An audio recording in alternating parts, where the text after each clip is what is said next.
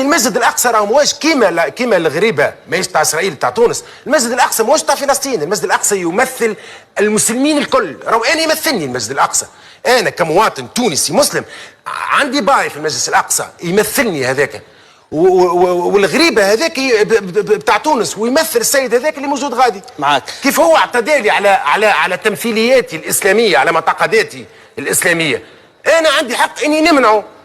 يمشي هو يمنع لي خويا المسلم انه يدخل يصلي في المسجد الاقصى، يكركر لي اختي المسلمه من شعرها، وانا غدوه نخليه يجي يدخل لهنا ونحميه ومعزز مكرم ويؤدي الشعائر بتاعه، على خاطر زعما هو جاب لي باسبور فرنساوي، ويعاود يمشي يكمل الشعائر بتاعه، ويعاود يمشي غاديك الاختي الفلسطينيه ويكمل يدزها بساقيه، ومن بعد نقول لها خاطر دخل لي في الديفيز.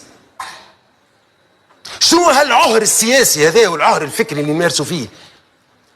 بالحق معناها غريبه، معناها ما نتجرؤوش باش نعملوا موقف. يا سيدي اعمل موقف، شوف انت خلت عنك كل المبادئ فتذكر قيام الرجوله. اعمل موقف رجولي وليكن خاطئ. المقاييس ماهيش مقاييس خطا وصواب، مقاييس حق وباطل.